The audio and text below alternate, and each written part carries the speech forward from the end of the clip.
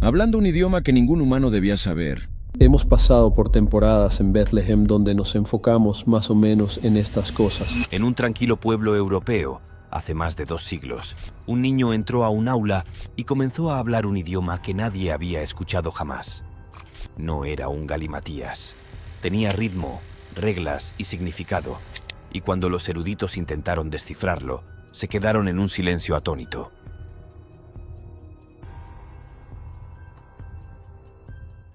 La leyenda olvidada. Dicen que la historia comenzó en algún lugar de Europa Central, en algún momento a principios del siglo XIX, una época en la que la superstición aún rondaba los rincones de la razón.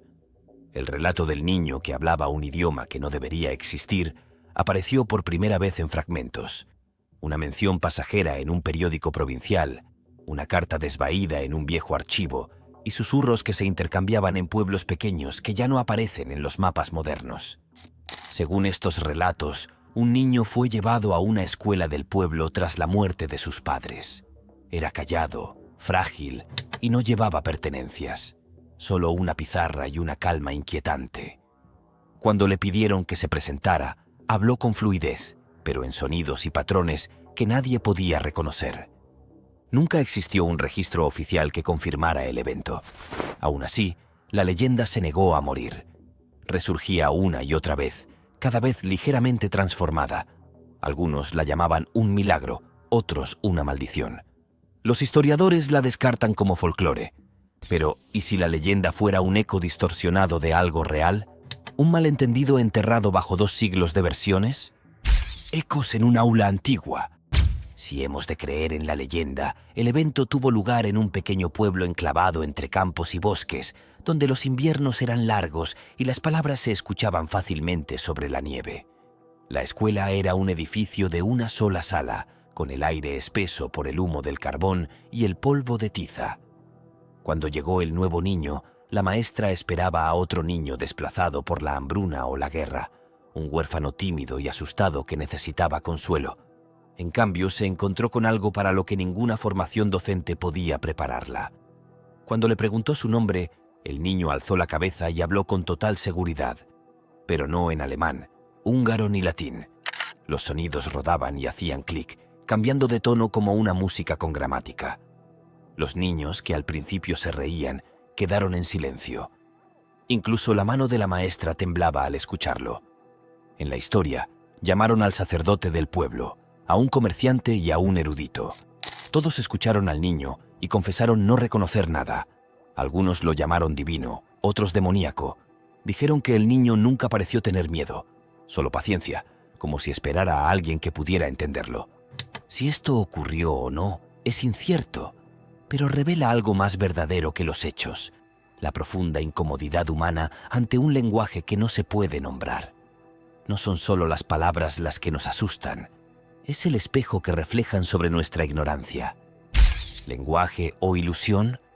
Toda leyenda comienza con una pregunta, y esta plantea: ¿podría alguien realmente hablar un idioma que nadie más en la Tierra conociera? Para responder eso, debemos salir del mito y entrar en lo que realmente muestra la historia. A principios del siglo XIX, Europa estaba obsesionada con la clasificación.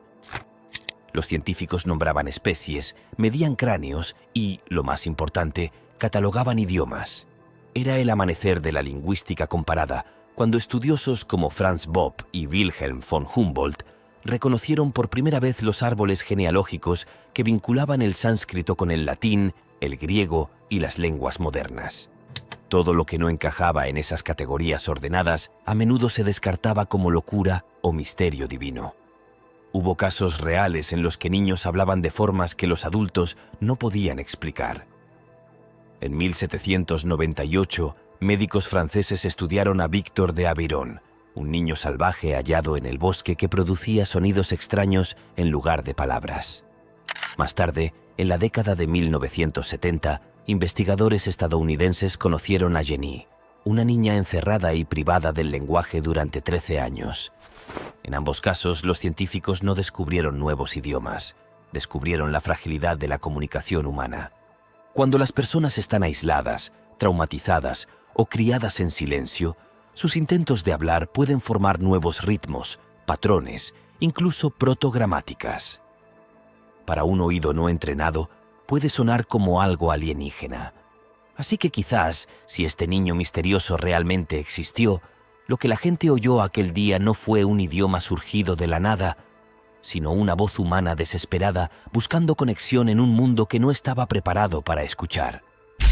La búsqueda de significado. Si la historia del niño llegó a los eruditos de esa época, habría llegado en un momento peculiar de la historia intelectual.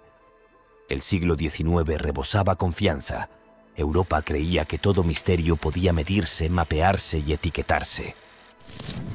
Sin embargo, el lenguaje era una de las pocas cosas que desafiaban ese control absoluto. Era la prueba viviente de que la humanidad no podía reducirse por completo a reglas.